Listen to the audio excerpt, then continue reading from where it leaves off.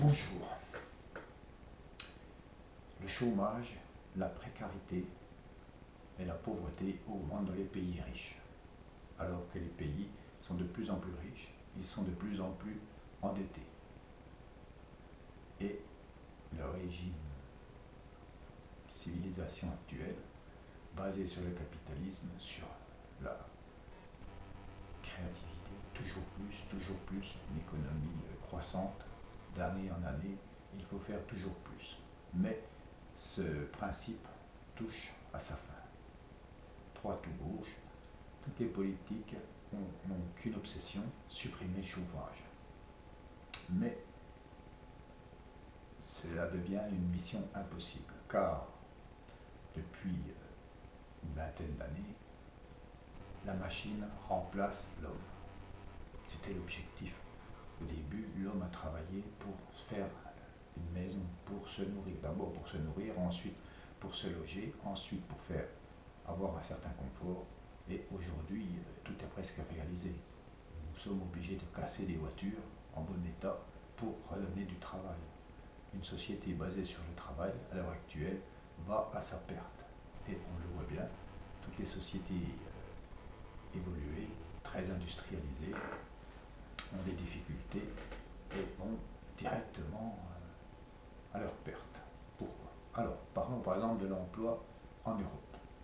En Europe, vous savez qu'avec une carte d'identité, si vous trouvez du travail, si vous trouvez un employeur dans n'importe quel pays d'Europe, vous pouvez aller travailler. Alors, que se passe-t-il? Actuellement, des tas de travailleurs, des quarts entiers de travailleurs des pays de l'Est viennent travailler en France, par exemple. Alors, vous allez me dire comment ça? Ah oui, c'est simple. Ces travailleurs, jeunes, dynamiques, costauds, vivent dans des pays qui eux aussi ont du chômage. Eux, parce qu'ils manquent d'usines, parce qu'ils manquent de moyens, que leur pays est pauvre, sont dans la pauvreté. Donc, ils sont tentés de venir travailler dans les pays riches. Pourquoi? En France, on fait appel à la main-d'œuvre étrangère. Simplement parce que l'Europe nous permet de payer les cotisations sociales dans le pays d'origine des travailleurs. Donc, des tas de gens des pays de l'Est, même d'Espagne, de différents pays, viennent travailler en France. Alors, ces travailleurs sont satisfaits, bon c'est sûr, c'est dur, il faut quitter sa famille, travailler des fois 2-3 mois sans retourner chez eux, car le voyage coûte cher, mais les employeurs français sont contents d'avoir cette main-d'œuvre. C'est de la main-d'œuvre bon marché, ils gagnent au moins 30 ou 40% moins que s'ils auraient employé de la main-d'œuvre française. Donc ça permet d'avoir de la main-d'œuvre bon marché, de la main-d'œuvre qui ne se plaint pas trop, parce que si vous avez fait 1000 km pour travailler, vous n'allez pas faire grève, vous n'allez pas manifester. Donc vous travaillez. Donc les employeurs sont contents.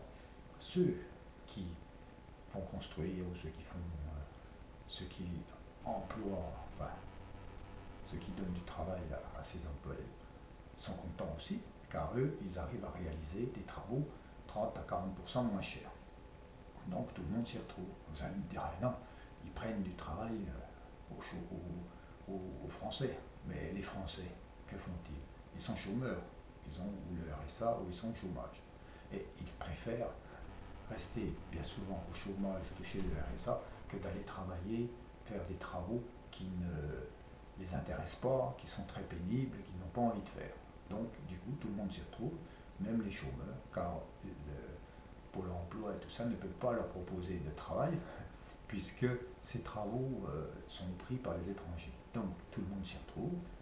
Les chômeurs qui n'ont pas envie de travailler, car ils vivent aussi bien avec ils vivent aussi bien. Ils arrivent à survivre avec les indemnités de chômage ou les RSA, les travailleurs qui viennent d'Europe et les patrons qui s'y retrouvent. Donc tout le monde s'y retrouve. Donc on voit bien que le chômage ne pourra que s'amplifier dans les pays riches d'Europe. Pays riches comme la France.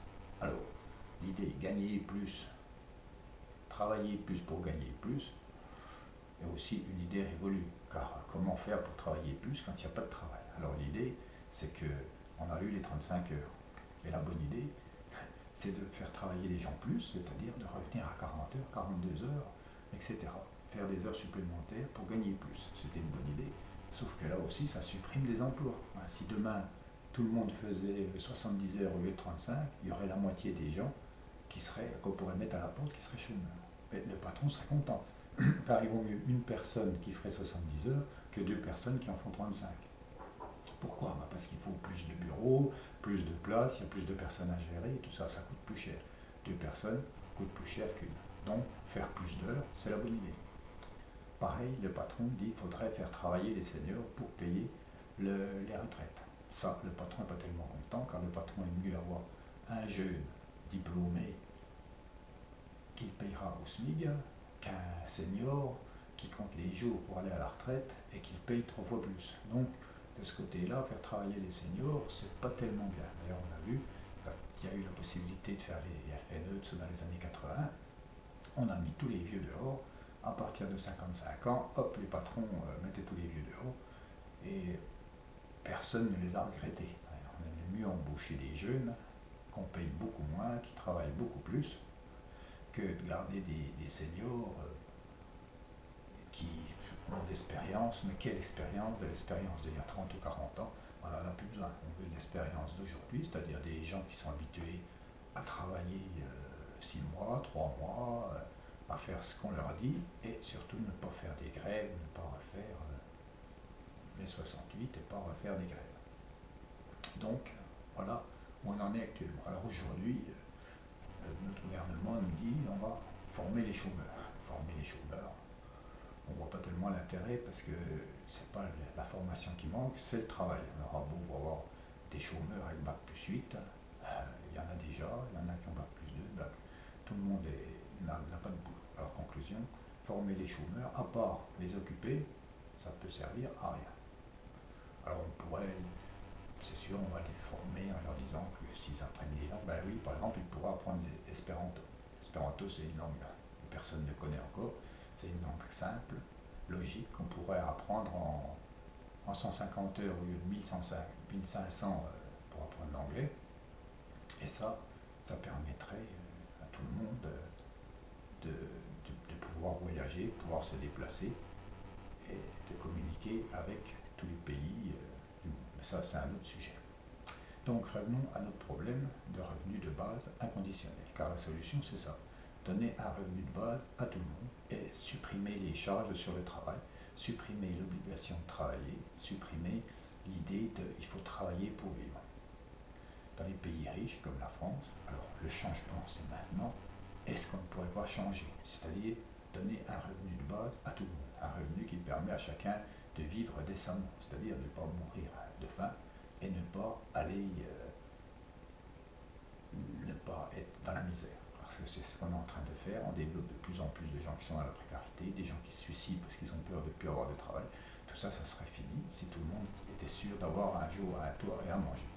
Et ça, les pays riches comme la France ont les moyens de payer à tout le monde de quoi manger.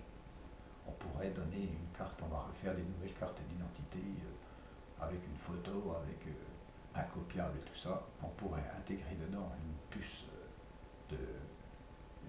bancaire qui permette tous les semaines de donner un minimum, c'est-à-dire de donner de quoi manger à chacun et construire des logements que tout le monde pourrait se payer et tout le monde pourra avoir ainsi un toit et de quoi manger.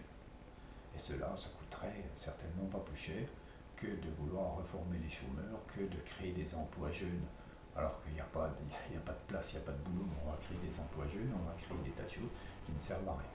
Donc donner un revenu de base inconditionnel, c'est-à-dire à tout le monde, comme ça c'est équitable, tout le monde touche la même chose. Les riches, bon, si on donne 1000 € aux riches, ils ne seront pas beaucoup plus riches. Voilà.